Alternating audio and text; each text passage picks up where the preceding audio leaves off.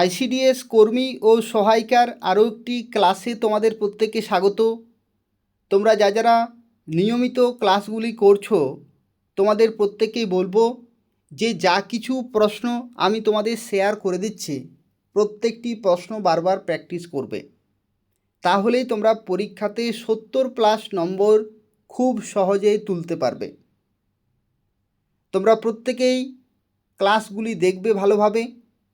যদি কোনো প্রশ্ন থাকে তাহলে কমেন্টে জানাবে এবং প্রত্যেকেই ভিডিও লাইক করে দেবে এবং শেয়ার করে দেবে। দেখো, আজকের প্রথম প্রশ্নে বলা হচ্ছে শিশুর জন্মের পর থেকে কত মাস বয়স পর্যন্ত শুধুমাত্র মায়ের বুকের দুধ খাওয়ানো উচিত। অর্থাৎ জন্মের পর থেকে কত মাস বয়স পর্যন্ত মায়ের বুকের দুধ অবশ্যই খাওয়াতে হবে। তো দেখো, এই প্রশ্নের সঠিক উত্তর হয়ে যাচ্ছে 6 মাস। 6 মাস। শিশু জন্মের পর থেকে কত মাস বয়স পর্যন্ত শুধুমাত্র মায়ের বুকের দুধ খাওয়াতে হবে? 6 মাস বয়স পর্যন্ত। অন্য কিছু কিন্তু খাওয়ানো যাবে না, শুধুমাত্র মায়ের বুকের দুধ খাওয়াতে হবে। কেন খাওয়াতে হবে সেটা একটু বলে রাখি।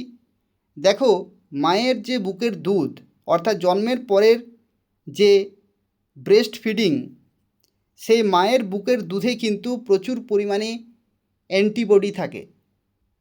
প্রচুর পরিমাণে অ্যান্টিবডি থাকে, যে অ্যান্টিবডি বিভিন্ন রোগ প্রতিরোধ করতে সহায়তা করে।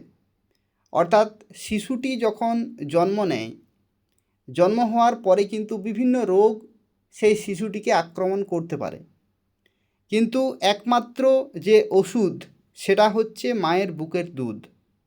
সেই দুধ যদি খাওয়ানো হয় তাহলে সেই শিশুকে কোনোভাবেই কোনো রোগ আক্রমণ করতে পারে না। অতএব 6 মাস বয়স পর্যন্ত শুধুমাত্র মায়ের বুকের দুধ খাওয়াতে হবে। পরবর্তী প্রশ্নে বলা হচ্ছে মায়ের প্রথম ঘন হলদেটে দুধকে কি বলা হয়? তো এই প্রশ্নের সঠিক উত্তর হয়ে যাবে কোলোস্ট্রাম। কোলোস্ট্রাম বলা হয়। এটা কিন্তু সবাই মনে রাখবে। মায়ের প্রথম ঘন হলদেটে দুধকে বলা হয় কোলোস্ট্রাম। এরপর দেখো, পরবর্তী প্রশ্ন শিশুদের শারীরিক বৃদ্ধি ও পেশি গঠনের জন্য কোন খাদ্য উপাদানটি সবচেয়ে বেশি প্রয়োজন? তো এই প্রশ্নের সঠিক উত্তর হয়ে যাবে প্রোটিন। সবচেয়ে বেশি প্রোটিন প্রয়োজন। অপশন এখানে গ হচ্ছে কারেক্ট আনসার। এরপর দেখো, পরবর্তী প্রশ্ন প্রোটিনের তীব্র অভাবে শিশুদের কোন রোগটি দেখা যায়? অর্থাৎ যদি প্রোটিনের অভাব হয় তাহলে শিশুদের কোন রোগটি হয়? তো প্রোটিনের অভাবে যে রোগটি হয় সেটা হচ্ছে কোয়াশিওরকর। কোয়াশিওরকর, ঠিক আছে? অনেক দুর্বল হয়ে যায় শিশুটি। অপশন গ হচ্ছে এখানে কারেক্ট আনসার। পরবর্তী প্রশ্ন ক্যালোরি এবং প্রোটিন উভয়ের অভাবে শিশুদের কোন রোগ হয়? ক্যালোরি এবং প্রোটিন উভয়ের অভাবে শিশুদের কোন রোগ হয়? তো এটার কারেক্ট আনসার হয়ে যাবে ম্যারাসমাস। ম্যারাসমাস এই রোগটিও কিন্তু ক্যালোরি এবং প্রোটিনের অভাবে। আগের যে প্রশ্নটি ছিল সেই প্রশ্নে বলা হয়েছিল যে প্রোটিনের অভাবে কী রোগ হয়? কোয়াশিওরকর। আবার প্রোটিনের অভাবে আরও একটি রোগ, সেটা হচ্ছে ম্যারাসমাস। তো পরীক্ষায় যদি আসে এইরকমভাবে যে ম্যারাসমাস কী ঘটিত রোগ, তাহলে হবে প্রোটিন ঘটিত, মানে প্রোটিনের অভাবজনিত রোগ। আর কোয়াশিওরকরও হচ্ছে প্রোটিনের অভাবজনিত রোগ। পরবর্তী প্রশ্ন ভিটামিন এ এর অভাবে শিশুদের চোখের কোন সমস্যাটি সবচেয়ে বেশি হয়? তো তোমরা আশা করি প্রত্যেকেই জানো যে ভিটামিন এর অভাবে যে চোখের সমস্যাটি হয় সেটা হচ্ছে রাতকানা। এখানে একটি প্রশ্ন তোমরা মনে রাখবে, ভিটামিন এ প্রচুর পরিমাণে পাওয়া যায় পালং শাক এবং গাজরে প্রচুর পরিমাণে ভিটামিন এ পাওয়া যায়। অর্থাৎ ভিটামিন সমৃদ্ধ খাবার হচ্ছে পালং শাক এবং গাজর। অর্থাৎ গাজর এবং পালং শাক খেলে চোখের যে সমস্যা অনেকটা কমে যায়। এরপর দেখো পরবর্তী প্রশ্নে বলা হচ্ছে, শিশুদের হাড় ও দাঁত মজবুত করতে কোন ভিটামিন অপরিহার্য? শিশুদের হাড় ও দাঁত মজবুত করতে কোন ভিটামিন অপরিহার্য? তো এটার কারেক্ট অপশান হয়ে যাবে ভিটামিন ডি। ভিটামিন ডি, যেটা হাড় এবং দাঁত শক্ত করতে কাজে লাগে। পরবর্তী প্রশ্নে বলা হচ্ছে, ভিটামিন ডি এর অভাবে শিশুদের কী রোগ হয়?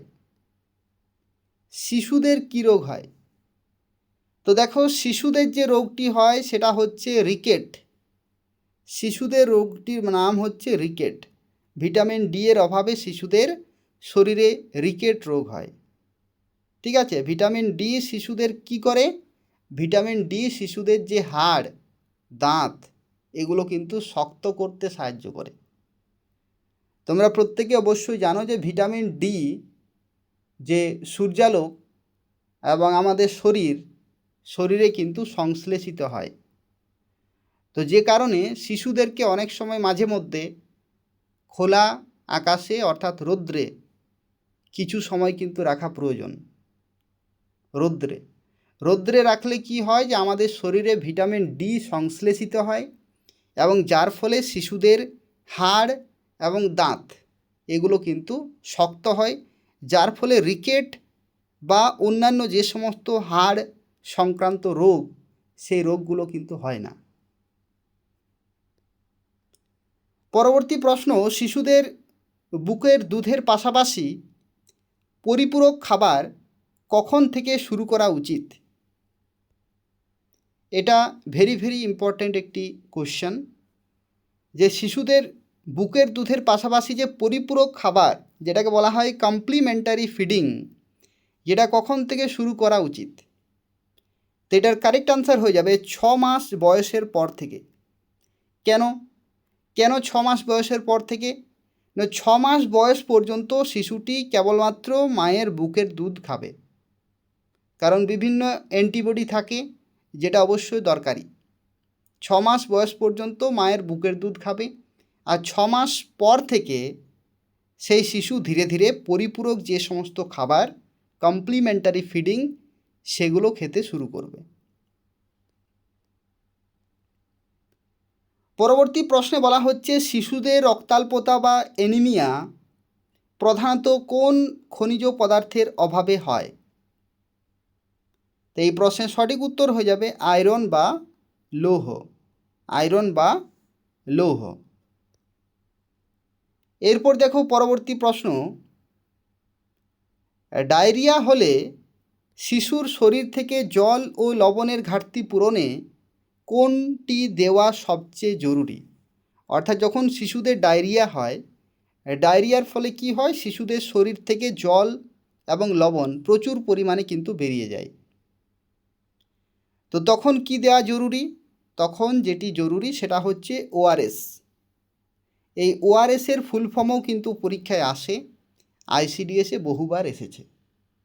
ওআরএসের ফুল ফর্ম হচ্ছে ওরাল রিহাইড্রেশন সলিউশন।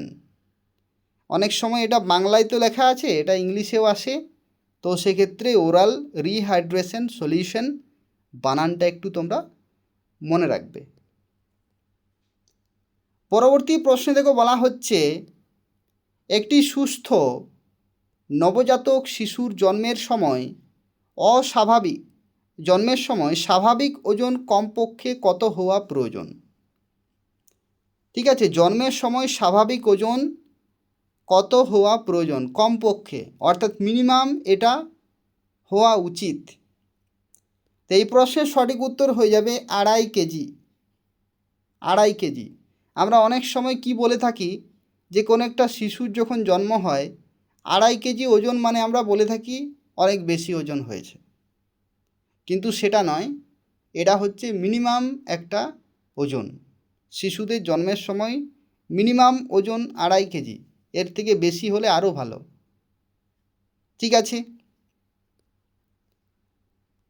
পরবর্তী প্রশ্ন, কোলোস্ট্রাম শিশুদের জন্য অত্যন্ত গুরুত্বপূর্ণ কেন? কোলোস্ট্রাম অর্থাৎ যে মায়ের যে বুকের দুধ, যেটা হলদেটে রঙের, ঘন গাঢ়, সেটি শিশুদের জন্য অত্যন্ত গুরুত্বপূর্ণ কেন? এটা আমি তোমাদের শুরুতেই বললাম যে এতে প্রচুর পরিমাণে অ্যান্টিবডি থাকে, যা রোগ প্রতিরোধ ক্ষমতা বাড়ায়। অর্থাৎ শিশু প্রথম 6 মাস অবশ্যই মায়ের বুকের দুধ খাবে, কারণ সেই দুধে প্রচুর পরিমাণে অ্যান্টিবডি থাকে, যে অ্যান্টিবডি শিশুকে বিভিন্ন রোগ প্রতিরোধ করতে সাহায্য করে। পরবর্তী প্রশ্নে বলা হচ্ছে ভিটামিন সি এর অভাবে কোন রোগটি হয়? এটা বারবার পরীক্ষায় এসেছে, আশা করি তোমরা প্রত্যেকেই পারবে। এটার কারেক্ট আনসার হয়ে যাবে স্কারভি। ভিটামিন সি এর অভাবে কোন রোগ হয়? স্কারভি। পরবর্তী প্রশ্ন, শিশুদের মস্তিষ্কের সঠিক বিকাশ এবং গলগণ্ড রোগ প্রতিরোধে কোন খনিজ পদার্থ জরুরি? এটা হবে আয়োডিন। এখানে প্রশ্নটি ঘুরিয়ে আসে অনেক সময় যে আয়োডিনের অভাবে কোন রোগটি হয়? সেটা হচ্ছে গলগণ্ড বা গয়টার। ঠিক আছে, পরবর্তী প্রশ্ন, এটাও খুবই গুরুত্বপূর্ণ, অবশ্যই তোমরা মনে রাখবে। পুষ্টিবিজ্ঞানে SAM এর পূর্ণ রূপ কী বা ফুল ফর্ম কী, যা তীব্র অপুষ্টিতে ভোগা শিশুদের ক্ষেত্রে ব্যবহৃত হয়? SAM, এটার ফুল ফর্ম কি? এটার ফুল ফর্ম হচ্ছে সিভিয়ার অ্যাকিউট মেল নিউট্রিশন। বানানগুলো একটু মনে রাখবে, বানানগুলো অনেক সময় ঘুরিয়ে দেয়, তো সেক্ষেত্রে বানানগুলো কিন্তু খুব ভালোভাবে মনে রাখবে। Severe acute malnutrition. পরবর্তী প্রশ্নে বলা হচ্ছে ভিটামিন B1, যাকে বলা হয় থায়ামিন, এর অভাবে শিশুদের কোন রোগটি হয়? পরীক্ষায় আসতে পারে থায়ামিনের অভাবে কোন রোগটি হয়, বা এরকমও আসতে পারে ভিটামিন B1 এর অভাবে কোন রোগটি হয়। তো একটা সহজ পদ্ধতি বলে দিচ্ছি, ভিটামিন বি যেহেতু বলেছে, তাই তোমরা মনে রাখবে বি দিয়ে কি হয়? বি দিয়ে বেরিবেরি। ঠিক আছে, বি দিয়ে বেরিবেরি। অপশান খ হচ্ছে এখানে কারেক্ট আনসার। পরবর্তী প্রশ্ন, শিশুদের শরীরে দ্রুত শক্তি প্রদানকারী প্রধান খাদ্য উপাদান কোনটি?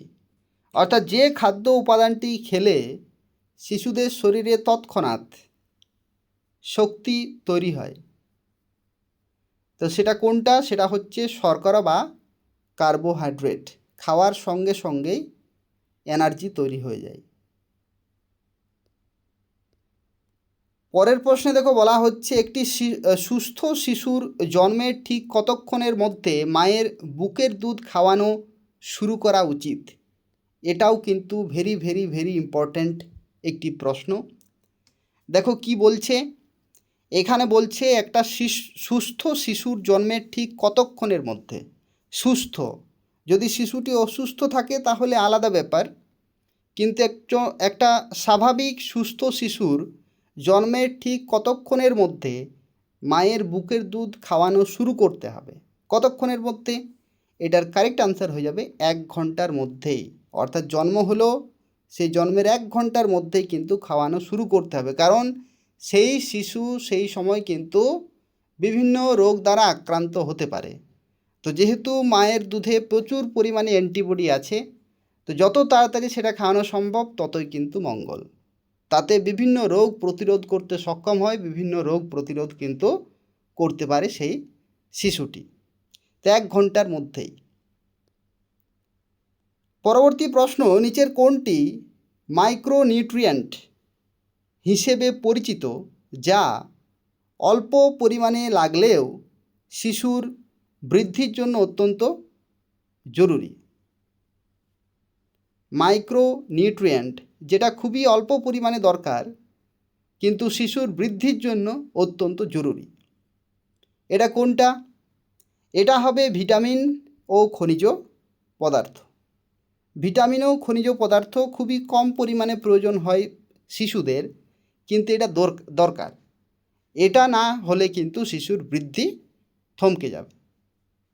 প্রোটিনের সাথে সাথে ভিটামিন ও খনিজ পদার্থ অবশ্যই শিশুকে দিতে হবে। এই হচ্ছে আজকের 20টি গুরুত্বপূর্ণ প্রশ্ন উত্তর আইসিডিএস কর্মী এবং সহায়িকা সংক্রান্ত। যারা নিয়মিত ক্লাসগুলো ফলো করছো তারা অবশ্যই জানো যে